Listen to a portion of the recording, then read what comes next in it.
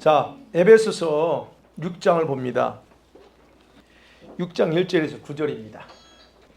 자, 이제 에베소 6장 마지막을 다 보네요.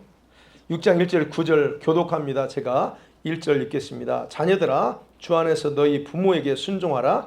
이것이 옳으니라.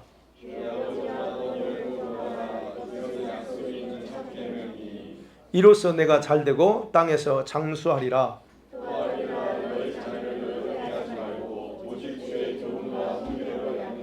종들아, 두려워하고 떨며 성실한 마음으로 육체의 상전에게 순종하기를 그리스도께 하듯 하라.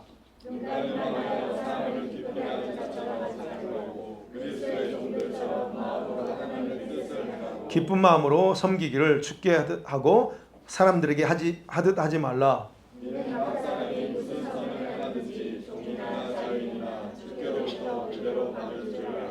상전들아, 같이 읽습니다. 상전들아, 너희도 그들에게 이와 같이 하고 위협을 그치라. 이는 그들과 너희의 상전이 하늘에 계시고 그에게는 사람을 외모로 취하는 일이 없는 줄을 너희가 알미라. 아멘. 자, 6장 이 말씀은 너무 많이 들었을까 합니다. 근데 이 6장을 이해하려면 5장을 좀 이해를 하셔야 돼요. 5장에서 우리 부부 사이 22절부터 했던 내용이죠. 부부관계. 사실 근데 그 부부관계를 얘기하신 게 아니고 부부관계를 통해서 예수님과 우리 교회의 관계를 설명하기 위해서 그랬습니다. 그래서 보면 이 22절부터 내용을 보면 하나님께서 세우신 영적인 질서가 있다는 거예요. 영적인 질서. 그 질서를 강조하는데 그 질서는 이 땅에서 새로 생긴 게 아니고 창조 질서예요. 하나님의 창조 질서. 그래서 이 부부관계에서 세워진 이 창조 질서를 통해서 여러분 바로 이제 바울은 그걸 통해서 우리 주님과 이런 그 교회 관계를 더 어떤 관계 속에 가야 되냐를 설명했다는 겁니다. 이러한 질서를 그러면 교회에서만 필요한가 하는 거예요. 부부간의 관계가 지난주였죠. 두 가지입니다. 복종하고 사랑이에요. 근데 이게 교회 안에서만 그러느냐? 그게 아니라는 거예요. 이런 질서는 이제는 예수 그리스도 안에서 가정과 저와 여러분이 여기서는 종과 주인의 관계에서 이게 각각 올바른 관계를 위한 책임을 강조합니다. 가정에서 책임들, 직장에서 책임들. 이게 이런 영적인 질서가 이제는 결국 가정까지 흘러가고 그 다음에 저와 여러분 삶의 터전인 이 생활 영역에서까지 이 동일하게 이 질서가 세워져 나간다는 것을 강조하고 있는 것이에요. 그래서 사실은 이제 5장 22절부터 좀 그 내용이 질서라고 하는 것들을 아셔야 충분히 이해할 수 있다 하는 의미에서 제가 말씀드리는 겁니다. 자, 첫 번째로 부모와 자녀 관계 속에서의 세우신 질서입니다. 여러분, 부모와 자녀의 관계에서 중요한 책임과 역할에 대해서 너무 잘 알고 있습니다. 우리가 이건 설교를 하도 많이 들어서 아실 거예요. 그런데 보세요. 이 자녀의 부모에 대한 책임에 대해서 더 중요하게 강조하고 있다는 거예요. 그래서 그것을 살펴볼 때, 이걸 내용을 볼 때 여러분 그냥 단순할 게 아니고 네 가지로 살펴볼 수 있어요. 중요한 건 첫 번째는 자녀가 해야 될 일, 부모에게 순종하라는 거예요. 너무 잘 알죠. 그런데 이 순종하라고 하는 단어, 뜻을 생각해 봐야 순종이 뭐냐를 정확하게 알 수 있다는 겁니다. 이 순종하라고 하는 그 단어, 헬라어 단어는요, 휘파코우라고 하는 단어예요. 이 합성어예요. 두 단어가 합쳐진 거거든요. 그럼 뭐냐면 아래에서라고 하는 휘포라는 헬라어 전치사하고 청각의 기능을 부여하다 또는 귀를 기울여 듣다라고 하는 아쿠아라고 하는 단어가 합쳐졌어요. 이게 휘파코예요. 순종이라는 거. 그래서 순종의 헬라어 원뜻이 뭐냐? 아래에서 듣는다는 거예요. 주의 깊게 듣는다는 거예요. 그 부모가 하신 명령에 귀를 들이고 순종한다는 것이 바로 이 뜻이라는 거예요. 그런데 여러분, 이 휘파코라고 하는 그 순종이라는 헬라어 단어는 순종하라 하는 행위에 초점을 두지 않습니다. 그 초점을 두고 순종하라는 그 의미가 아니고 듣는 게 더 중요하다는 거예요. 듣는 것이 전제된 의미에서 그것을 부모님이 뭐라고 말하는 것을 더 주의 깊게 듣고 혹은 그 말씀에 귀를 기울이고서 순종을 하는 거예요. 대충 듣고 알았어. 엄마 걱정하지 마. 내가 알아서 할게. 아빠 걱정하지 마. 내가 다 알아요. 이게 아니고 도대체 뭔 얘기를 하려고 하네요. 엄마 아빠가 뭔 얘기를 하려고 하는지를 정확하게 듣고 제대로 행하라는 거예요. 이게 진짜 순종의 의미라는 겁니다. 헬라 뜻이 그렇다는 거예요. 그러니까 여러분이 제대로 순종하려면, 온전한 순종하려면 뭐 해야 돼요? 반드시 정확하고 주의 깊게 말씀을 들어야 진짜 순종이 가능하다는 겁니다. 우리가 하나님 말씀도 마찬가지예요. 우리가 하나님께 순종합니다. 다 순종하기 원하죠. 근데 순종 안 됩니다. 때로는 못 합니다. 왜 그럴까요? 제대로 안 듣는다는 거예요. 들어도 자기식으로 듣고 자기가 생각하는 대로 해석해 버려요. 그러니까 순종하지 못하는 이유가 여러 가지겠지만 이거예요. 정확하게 주의 음성이나 말씀을 듣지 않고 자기식으로 생각하고 판단하기 때문에 거의 순종이 안 돼요. 그래서 이 순종의 휘파크를 이렇게 해석하는데, 근데 히브리어 단어를, 휘파크라는 순종이라는 단어 히브리어 번역을 보면 똑같아요. 주의 깊게 듣다는 거예요. 주의 깊게 조심스럽게 듣는다는 거. 그게 여러분 샤마라고 하는 히브리 단어입니다. 여러분 샤마 어디서 많이 들어보지 않았어요? 히브리서 6장 4절에 보면 이스라엘아 들으라 쉐마 이스라엘 그래요. 들으라 쉐마 또는 샤마예요. 우리 하나님 여호와는 오직 하나인 유일하신 여호와이니라는 거예요. 누구한테 들으라는 거예요? 거기서 샤마 휘파크라는 단어입니다. 이 단어가 처음 쓰인 성경 구절 어디냐면 창세기 3장 8절이에요. 거기서 이제 먹었잖아요. 먹고 나서 3장 8절에 하나님이 이제 오죠. 그러니까 아담이 그들이 여호와의 음성을 듣고라고 하는 거예요. 정확하게 들었어요. 듣고 그때 쓰인 단어가 샤마예요. 그러니까 여러분 히브리 단어에서도 보면 더 순종이 뭔가를 정확하게 알 수 있어요. 하나님의 말씀 앞에 피조물인 인간이 할 수 있는 이것은 뭐냐? 어디 듣는 것이 가장 중요하다는 거예요. 도대체 뭐라고 말씀하시는가를 제대로 듣는 게 중요하다. 그리고 나서 이제 순종이 제대로 가능한 거예요.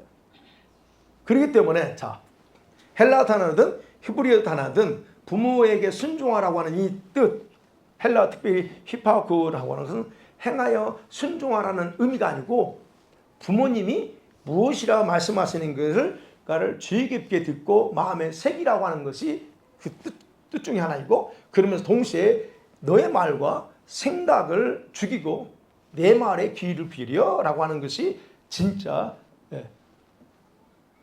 순종이라는 뜻의 해석이라 할 수 있어요.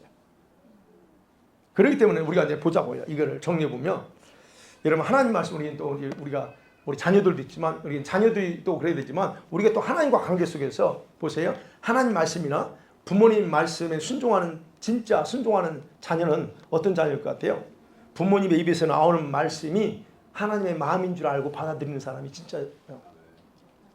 우리 아이들이 그걸 잘 안 듣으면 못 들었죠. 우리도 그랬고 엄마 아빠가 자녀들한테 잔소리처럼 말하지만 사실 그게 삶에 있어서 살아왔던 모든 것에 있어서 필요했던 또는 지혜 이런 것들이에요. 근데 그거를 하나님한테 주시는 하나님이 나한테 이런 마음이 있구나라고 받아들여야 되는데 그걸 못 받아들여요.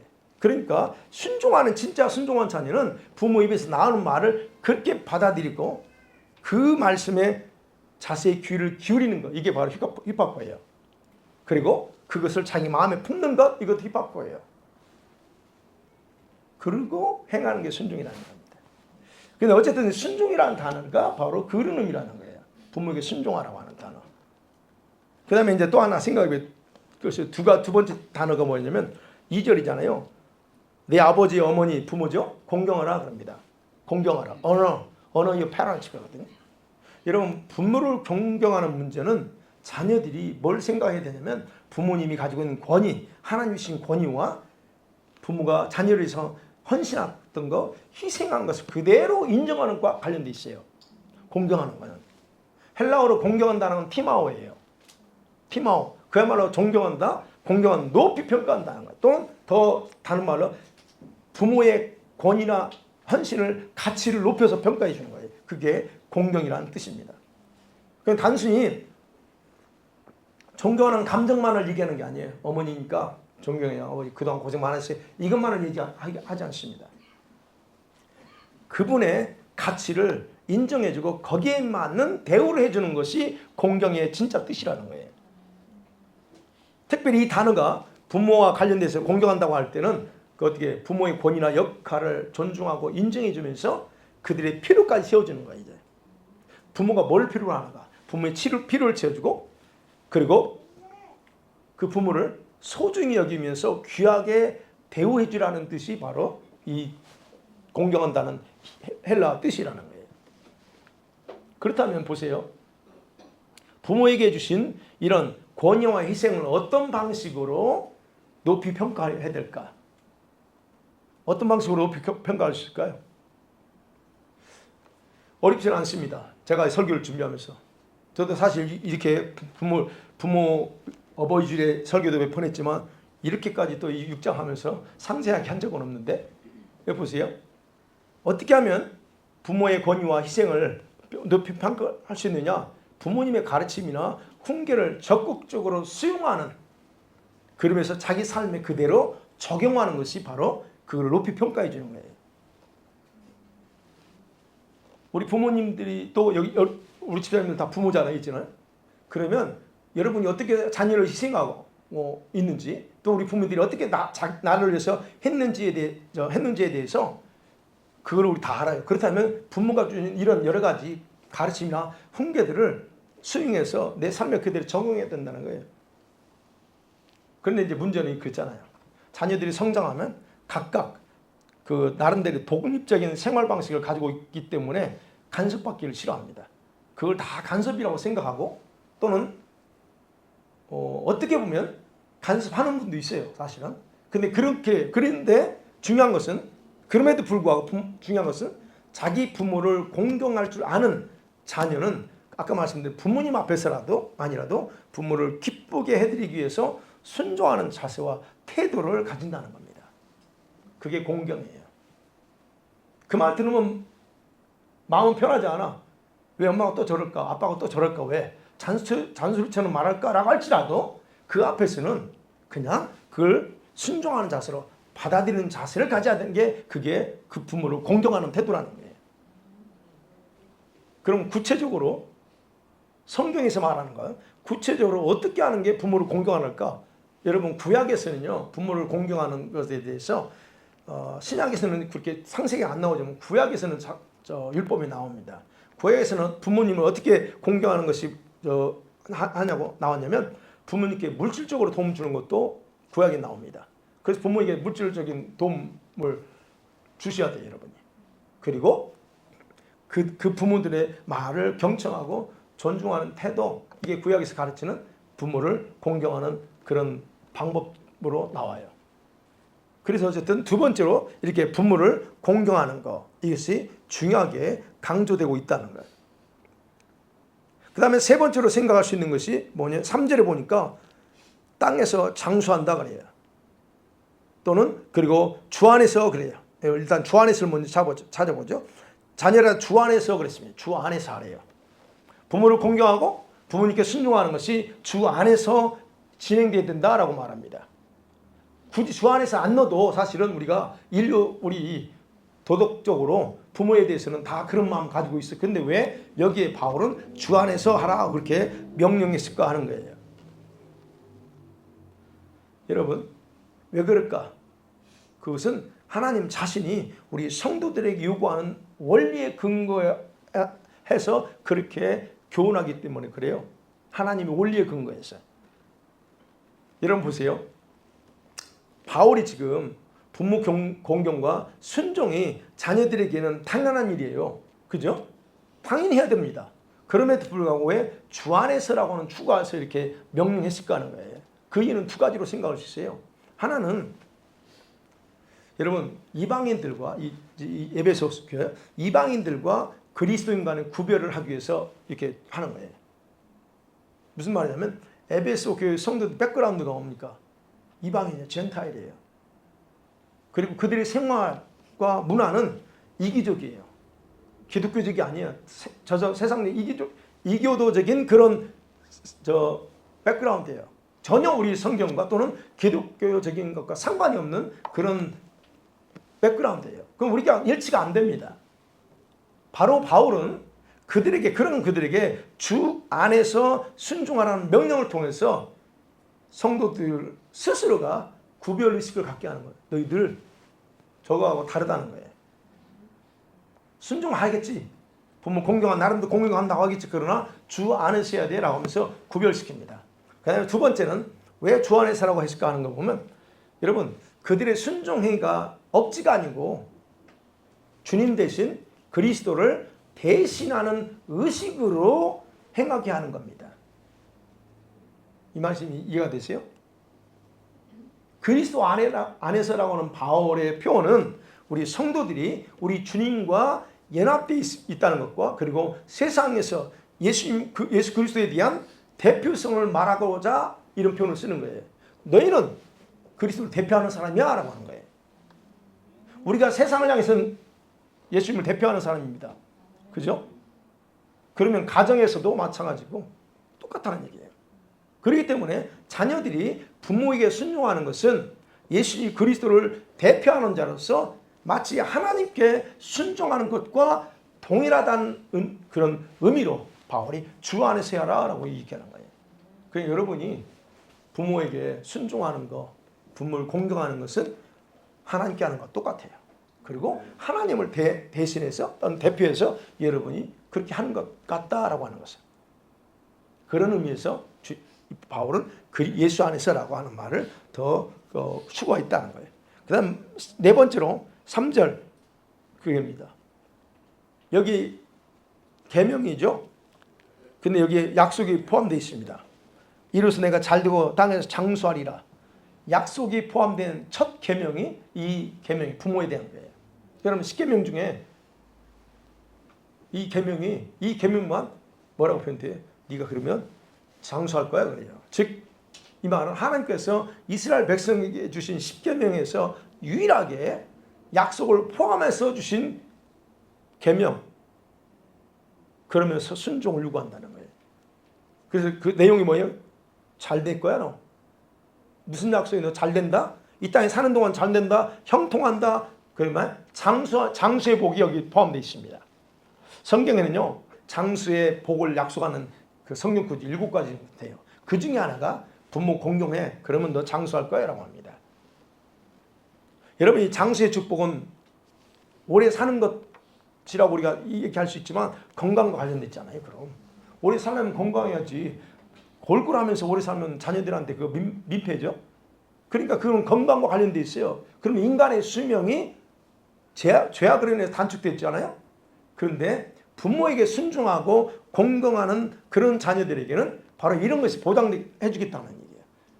그래서 아까 말씀드린 하나님을 대표하는 대표성이 있어요. 그렇기 때문에 이거는 부모에 대한 태도는 결국 장수, 자기 생명의 long live 하는 거예요. 이거와 연결되어 있다는 거예요. 그래서 잠언에서 이 장수의 축복은 두 가지의 육체적인 건강뿐만 아니라 영적인 건강도 다 포함해요. 그러니까 영과 육이 강건하는 비결은 그 중에 하나가 부모를 공경하고 부모에게 순종하는 태도에 있다. 그렇게 성경은 말하고 있다는 겁니다. 그러니까 여러분 이러한 영육의 건강의 비결은 다른 거 없어요. 여러 가지 말씀 순종 뭐 이런 거 있지만 여러분이 진짜 부모를 사랑하고 공경하고 또 하는 그런 사람들에게 확실하게 보장된 축복이다. 자 그러면 이게 지금 자녀들이 부모에 대한 역할이 많아요. 자녀들이 또 서운할 수 있어요. 맨날 저 똑같은 말 또 한다고. 근데 성경 그렇게 말하고 있어요. 근데 이와 같이 부모에 대한 자녀들의 책임은 일방적이지 않아요. 너 혼자 다 해. 아빠 엄마가 뭐라고 해도 너는 해. 이게 아니에요. 일방적이지 않습니다. 부모가 자녀들을 양육함에도 그대로 이 원리는 적용됩니다. 그래서 여러분 자녀들로부터 받는 부모의 역할은 또 있어. 그 자녀들을 제대로 양육하는 겁니다. 그냥 그런 거예요. 여기서 4절 그 얘기죠. 부모가 자녀들을 양육함에 있어서 해서는 안 될 게 있고 해야 할 게 있다라고 정확하게 구별해요. 바울이 그러죠. 양육의 책임은 어버이라고 말하지 않습니다. 여기 있죠. 아비드라 그럽니다. 앞에서는 사실 부모, 어머니, 아버지를 다 공경하라고 말해요. 그런데 양육에 있어서는 어머니가 있지 않아요. 파테르, 헬라 파테르거든요. 아버지예요. 그러니까 어버이라고 말하지 않고 아버지라고 하면서 뭘 내세우냐는 얘기예요. 가정의 머리는 아내가 아니고 아버지야. 그 아버지에 의해서 자녀들은 양육돼야 되고 자녀 교육의 책임은 누구에 있다? 아버지에 있다는 겁니다. 어머니 사랑이 필요 없다는 게 아니에요. 어머니 사랑이 얼마나 중요한지 압니다. 그런데 양육함에 있어서 양육에 있어서는 아빠의 역할이 크다는 거예요. 그 아빠가 양육할 때 첫 번째 피할 게 있어요. 뭘 피해야 되죠? 노엽게 하지 말래요. 자녀들을 화나게 하지 말라 그럽니다. 여러분, 부모가 자기 자녀를 양육하면서 말과 태도와 행동을 통해서 자녀들을 노엽게 할 수가 있잖아요. 분명히 화를 내서는 안 되는데 자녀들한테 화풀이를 하는 경우도 있고, 그죠? 자녀한테 화풀이 합니다. 다른 사람한테 문제 있고 부부 사이에 문제가 안 좋아서 있는 거를 감정을 자녀한테 화풀이해요. 그럴 수도 있습니다. 근데 그거 여기서 뭐라고 그래요? 그거 허용하지 않아요. 그러면 지금까지 많이 교회 왔으면 여러분 회개하셔야 돼요. 자, 그렇게 여러분 보세요. 그런데 부모는 여기서 분명한 게요. 부모는 자녀들에게 자신만의 교육 기준을 세운 사람들이 있어요. 내 자녀는 내가 이렇게 교육하리라. 있죠. 그 자기만의 교육 기준에 근거해서 양육하고 훈계하는 그런 훈계라는 이름으로 자녀들을 엄격하게 할 수 있다는 얘기예요. 그래서 자기 기준이 강한 사람들 자녀를 아주 엄격하게 하는 경우가 있더라고요. 딱 선을 그어놓는데 이건 절대 안 돼. 뭐 이런 식으로. 이거 굉장히 위험한 방법인데 근데 그게 자기 기준이거든요. 근데 그것이 부모 입장에서 자기가 당연히 아버지니까 그게 뭐랄까요, 그 아버지로서의 권위요, 그런 어떤 양육의 어떤 기준이라고 말할 수 있겠지만, 근데 그것이 오히려 자녀들을 힘들고 어렵게 하고 화나게 한다면 그 방법은 올바른 훈계 방법이 아니라는 거예요. 자녀들을 노엽게 하지 않기 위해서는 뭐 해야 돼요? 자녀들의 관점에서 이해하고, 그리고 그들의 관점에 실제적인 관심이 무엇인지를 파악하고 접근하면서, 우리는 또 신앙이니까 기도하고, 그리고 또 대화하면서, 그리고 하나님이 자녀들에 대한 꿈이 뭔가를 같이 나누면서 양육하는 것이 가장 우선적으로 필요한 거예요. 이게 정확하게 우리가 자녀들을 양육하는 데 있어서 중요합니다. 그런 부분에서 보세요. 그래서 아까 말씀드린 피할 것 노엽게 하지 마는 거예요. 어떤 형태든 그럼 또 얘기겠죠. 아니 자녀들이 말 안 들으면 어떡해요. 그래서 말 안 듣죠. 모든 자녀 다 말 안 듣습니다. 여러분 제대로 들었어요? 안 들었어요? 저도 마찬가지고. 근데 왜 자녀들은 내 말대로 다 듣길 원해요? 안 됩니다. 말 안 들어요. 그럼 어떻게? 그럼에도 불구하고 여러분, 그럼에도 불구하고 성경은 그 말 듣고 안 듣고 상관없어요. 노엽게 하지 않는 거, 화내게 그 아이들한테 화풀이하는 거 용납하지 않고 노엽게 하지 말래요. 예를 들어 언니 그래요. 그다음에 두 번째 해야 할 거 있어요. 반드시 해야 될 게 뭐예요? 자녀들에 대한 훈계와 양육의 방식은 부모의 아버지의 판단 기준이 아니고 주님의 가르침에 따라 해야 된다라고 말합니다. 그게 4절 하반절이에요. 오직 주님의 교훈과 훈계로 양육하라 그럽니다. 하나님 말씀대로. 그러니까 자녀들을 양육하면서 가장 중요한 게 뭐냐? 백그라운드가 아니에요. 그 집안 풍습이 뭐냐? 컬처가 뭐냐? 아빠가 어떻게 컸고 엄마가 어떻게 컸느냐? 그게 아니에요. 그게 재료가 돼서는 안 됩니다. 우리 신앙인으로서. 뭐가 재료돼요? 네, 주의 말씀이래요. 그런 부분에서 우리가 굉장히 이미 다 커버리는 경우는 어떨 수 없지만 지금 이제 막 키우는 아이들에 대해서는 정확하게 그 부분에서 필요합니다. 그래서 자녀들의 양육 교재는 말씀이에요. 예. 자, 여기서 교훈이라고 하는 단어 있죠. 교훈이라고 하는 헬라어 단어는 파이데이아라고 하는 단어예요. 연단이라는 단어예요. 뜻이에요. 연단하다. 또 징계한다는 그런 뜻도 있습니다. 아주 좀 센 단어예요. 그 다음에 여기서 훈계라고 하는 단어 있죠. 누데시아라고 하는 헬라어 단어예요. 이거는 사실은 체벌을 얘기합니다. 그리고 권고하는 거예요. 말 안 듣고 하지만 참 권고하고 진짜 말 안 들으면 이제 체벌도 하는 어떤 그 단어예요. 그래서 훈계에는 때로는 매도 드려야 된다는 포함되어 있어요. 바로 여기에서 영어 education, learning이라는 단어가 나오는데 바로 그 깊은 뜻은 연단이에요. 자녀들을 연단시키는 그런다는 의미예요. 그러니까 여러분 이것이 하나님께서 우리 하나님의 자기 자녀들의 영혼을 훈련시키기 위해서 이 방법을 써요. 하나님이 저와 여러분 훈련시키는 목적이에요. 그래서 그분은 저와 여러분 자신의 타임라인에 딱 그분이 우리 인생의 어느 정점에 딱 얘는 여기 시점에서 이 코스 통과해야 되고 이 시점에서 다른 코스 통과해야 되고 이게 하나님의 타임라인에 싹 걸려 있어 우리는. 거기에 맞춰서 우리는 나름대로 인생 속에서 신앙훈련, 고난 이런 과정을 통해서 주님이 연단하고 있다는 겁니다. 그래서 지금 저와 여러분 삶 속에 일하는 일들을 왜 나만 이런 고난 겪어야 돼요?가 아니고 이게 코스구나 라고 생각하는 게 가장 좋은 거예요.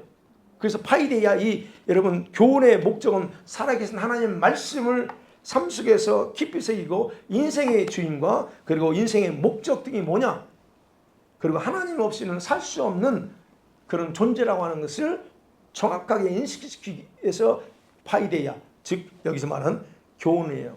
그 주님의 교훈을 가지고 아이들을 양육해야 된다는 거예요. 물론 아까 말씀드렸죠. 이게 훈계, 체벌도 해야 돼요. 매를 안 들면 안 됩니다, 여러분. 체벌까지는 아는 얘기지만 여러분 혼낼 때는 혼내야 되고 강하게 분노를 품어서 때리는 게 아니고 교육하기 위해서 말 안 들으면 정확하게 이러이러해서 근거에 대해서 채찍도 드려야 된다는 거예요. 그래서 부모가 자녀를 훈련하고 징계하고 체벌할 때 바로 이런 목적에 의해서 한다? 그러면 그 자녀는 잠깐 아프겠지만 성장해서는 그 하나님 맡겨준 사명을 완성하는 데 있어서는 아이들이 실패하지 않을 거라고 생각합니다. 저와 여러분도 마찬가지고요. 자, 이게 바로 이제 가정에서의 그런 질서입니다. 그 다음에 이제 5절부터 보면 이제 종과 이 상전, 오늘날면 사장과 종업원 또는 직장에서 보면 상사와 이런 관계입니다. 우리 삶의 터전이죠. 그 직장, 상하관계 이렇게 넘어가요. 여러분 우리가 아는 것처럼 직장은 우리 성도들 개인의 중요한 생활 영역 중 하나예요. 그리고 여기에서도 하나님의 이런 영적 질서의 원리는 그대로 적용된다는 겁니다. 교회에서만 질서, 가정에서만 그게 아니고 그러면 실제 삶에서는 내 멋대로 이게 아니라는 거예요. 정확하게 이 질서는 어디 가든 다 적용된다는 거예요. 자, 그 중에 하나가 이제요. 여기 아는 것처럼 종들의 책임이 있습니다. 종. 역시 주인에게 순종하라 그럽니다. 이놈 순종이라는 단어 들으면 거북스럽겠지만 순종하래요. 자, 여기에서 가장 여러분 중요한 원리 순종이 또 언급됩니다. 부모에 대해서 자녀가 순종하고 그 다음에 5장 22절부터 해서 아내가 남편에게 순종하고 복종해. 교회가 주님께 복종하래. 이런 또 똑같은 원리가 그대로 적용되는 거예요. 그런데 여러분 자녀들이 부모에게 순종하는 거하고 그 다르게 이 종들이 요구되는 순종이 다릅니다. 종들한테 지금 요구하는 순종이 달라요. 종들이 주인에게 순종하는 태도는 주인이 가진 권위를 세워주기 위해서 순종하는 것이에요. 근데 왜 그러냐? 그 권위는 역시 예수께서 그리스도께서 주신 것과 동일하기 때문이다 말아요. 근데 부모하고는 또 달라요. 그 부분에서 그래서 그들의 순종은 어떤 걸 얘기하냐면 예수님께 하는 것처럼 그런 태도를 가져요. 그러면 여기서는 이제 믿는 자들끼리 또 믿는 자가 같은 믿는 자의 그룹에 있을 수 있고 성도의 어떤 기업에 들어갈 수 있죠. 근데 이 사장이 안 믿을 수 있지만 그러면 나는 어떤 존재냐? 그래서 대변하는 자로서 내 직장에 있을 때 여기 똑같아요. 설령 그가 상대방이 하나님 알지 못한다 할지라도 그 권위는 누가 줬느냐? 누가 줬을까요? 하나님 주신 거예요. 로마 13장이 바로 그 얘기하는 거예요. 그러니까 그들의 그런 순종은 뭐냐면 그 역시 예수님께 하는 것처럼 똑같이 하라는 거예요. 그 태도를 강조한다는 겁니다. 자, 이렇게 하기 위해서 근데 이제 부모는 그렇게 되는데 그렇잖아요. 부모는 이게 당연히 싫지만 때로는 막 그렇지만 부모는 당연히 하는 걸로 알아. 근데 이제 직장에서는 상사한테는 그게 안 할 수도 있어요. 관두면 되지. 이렇게 될 수 있어요. 그래서 얘기합니다. 바울이 제대로 예수님께 하는 것처럼 순종하려면 뭘 가져야 되냐? 세 가지의 마음을 가지래요. 두려운 마음, 떨리는 마음, 성실한 마음으로 하라 그렇게 말합니다. 자녀들한테는 그러지 않았어요. 두려움은 어떤 두려움이에요? 상사가 가진 파워입니다. 즉 사장이라고 하는 위치에서 가지고 있는 파워 있죠. 권력, 그 파워에 대한 거예요. 그거는. 떨린다는 건 뭐예요? 그가 가진 권위가 있어요. 나와 다르요. 그에게만 부여된 권위예요. 그거. 권위와 파워는 다릅니다. 어서리티하고 파워는 달라요. 그 권위 앞에 떨어야 돼요. 그걸 우리가 주님 앞에 왜 떱니까? 주님의 권위 때문에 떠는 거예요. 그분 앞에서 딱 쓰면. 그래서 떨림이에요. 그 다음에 여기서 성실함은 뭐예요? 성실한 마음으로 그랬죠? 성실함은 자신의 여러분 일에 대한 그 다음에 헌신에 대한 태도예요. 이거는. 그런 태도로 순종하라 하는 거예요. 자, 이런 마음, 세 가지 마음을 가지고 있지 않으면 바울이 그래서 걱정하는 거예요. 6절, 7절부터 이런 마음 가짐이 없으면 어떻게 할까요? 단지 환심을 사기 위해서 여기서 그런 척합니다. 눈에 보일 때는 하는 척하고 안 보면 안 하는 이런 패단을 가져와. 이게 과연 크리스찬으로서의 올바른 방법이냐? 누가 보고 있느냐 하는 거예요. 지금 바울이. 이런 모든 상황을. 그래서 바울은 직장에서도 단지 사람을 섬기는 자가 아니라 주님을 섬기는 종과 같은 마음으로 해야 된다. 그래서 강조하는 거예요. 그게 6절, 7절이에요. 내가 직장에서 어떻게 하면 주님을 기쁘게 할까 하는 게요. 우리는 그래서 직장에서 그것에 대해 좀 생각하셔야 되나요? 그래서 말합니다. 종이든 자유인이든 선을 행하는 사람에게는 주님은 행한 대로 갚아주시는 분이야 라고 왜 꼭 그렇게 할까요? 8절에서 각 사람이 무슨 선한 일을 하든 종이든 자유인이든 그대로 갚아주시는 분이요. 왜 그 얘기 하냐는 거예요. 이 원리는 교회에서만 적용되는 게 아니고 믿는 자들에게만 적용되는 게 아니고 여기 직장 속에서 그대로 이 원리 원칙은 적용된다 하는 거예요. 그걸 하나님은 거기서 보고 있다는 거예요. 우리 삶의 영역은 별개가 아니에요. 연결돼 있어요. 다. 왜? 내가 누구기 때문에 그리스도를 대변하는 사람이기 때문에 다 연결돼 있다는 겁니다. 자, 이것이 바로 종된 사람, 여기서 말하는 종된 자들이 가져야 될 기본적인 마음과 태도를 8절까지 말합니다. 자, 그 다음에 이게 종들은 또 길죠. 근데 이제 주인들, 9절 딱 한 절이죠. 주인들의 책임은 뭡니까? 자, 주인들의 책임이 없는 게 아니에요. 똑같습니다. 주인의 책임은 종들이 주인을 대하는 것처럼 너도 그렇게 네 종들을 대하라고 합니다. 네. 종들만 많지 않습니다. 주인들도 역시 동일한 걸 가지고 해야 돼요. 누굴 대하듯이 주님을 또는 주님께 하듯이 너도 네 하인들, 직원들을 그렇게 대하라 말하는 거예요. 왜냐하면 그 종들도 주님과의 관계에서 주님과 밀접한 관계를 가지고 있기 때문에 그들 역시 주님과 무관하잖아요. 그래서 그 얘기하는 거예요. 그래서 다시 한 가지 강조되는 게 뭐냐? 주인이 자신이 가진 힘과 권리가 악용하는 걸 허용하지 않겠다는 거예요. 주인을 절대 너는 파워가 있고 권위가 있으니까 마음대로 해도 돼. 절대 용납하지 않아요. 주인은 종들에게 강압적으로 위협하고 자신의 힘을 악용할 수 없다라고 하는 걸 단호하게 못 박습니다. 그래서 뭐라 말하잖아요. 상전들아 너희 그들에게 그와 같이 하고 하지 말게 안 했어요. 위협하지 마. 공갈협박 하지 말래요. 종들 괴롭히지 말라고 하는 겁니다. 네가 아무리 파워 있고 권력을 가졌어도 괴롭히지 못하게 합니다. 이것은 여러분 이성적으로 옳고 그름을 떠나서 얘기하는 게 아닙니다. 주님이 그 종들의 주인이기 때문에 그래요. 그래서 우리 아이들을 가르치고 할 때도 똑같습니다. 내 자녀를 양육해야 되지만 그 아이들도 주인이 누구예요? 하나님이요. 그럼 그 아이들 대할 때도 누구처럼 대하라고요? 주님께 대하듯이 해야 돼. 이게 기본입니다. 성경에서는. 그래서 주님께서는 이제 결론적으로 얘기하는 거예요. 사람을 평가할 때 외모로 평가하지 않는다. 직책을 두고 평가하지 않아요. 차별두지 않고 동일하게 봐요. 종이든 주인이든 모두가 다 하나님 앞에 다 서 있는 존재로서 똑같은 기준에 근거해서 평가한다. 이게 그래서 9절까지 내용입니다. 말씀 맺어볼게요. 여러분 교회와 주님과의 관계에서 가장 중요한 게 뭐예요? 질서입니다. 질서. 세우신 질서가 있는데 그 질서의 기둥이 두 가지예요. 하나가 뭐예요? 순종. 또 하나가 뭐예요? 사랑. 이것은 하나님께서 세우신 영적인 질서의 핵심이에요. 이게 교회에서도 그렇고 가정에서도 그렇고 직장에서도 그렇다는 거예요. 성경은.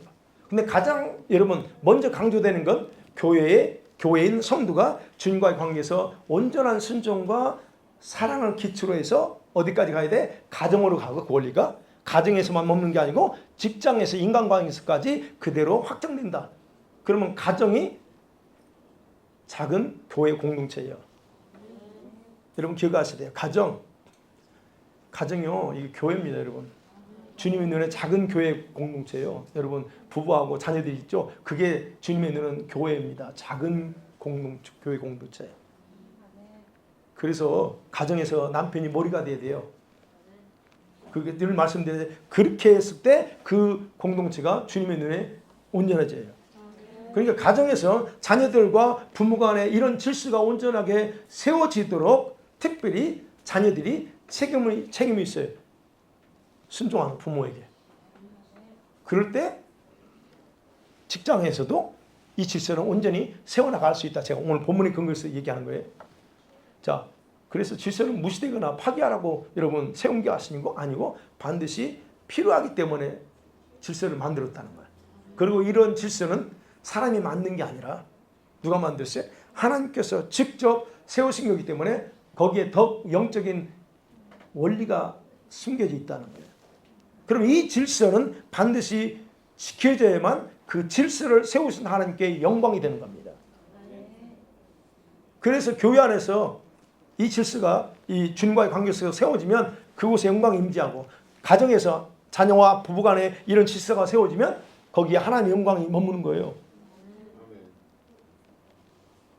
그래서 자녀들도 마찬가지고 직장에서도. 자, 그러기에 여러분 한번 보세요. 여러분 가정에서는 이 질서가 정확하게 잘 지금 이렇게 세워져 있습니까? 어떠세요? 안 세워졌죠? 자신이 없어 지금. 여러분 그러나 분명히 성경에서는 이 질서가 정확하게 세워지는 때 그 공간이 하나님의 영광이 머물고 그 공간이 하나님의 질서가 질서를 통해서 하나님 하시는 일들을 이룰 수 있음을 믿습니다. 이 시간 기도하십니다. 감사합니다 주님. 가정 안에서 세워져야 될 질서, 자녀들과의 관계 속에서 직장에서의 질서, 이것이 주님 내가 좋고 싫고 문제가 아니고 주님의 세우신 영적인 질서이기에 하나님 특별히 이 질서를 하나님 온전히 이제 완성해 나가는 삶을 살게 하셔서 예수님의 이름으로 기도하옵나이다. 아멘.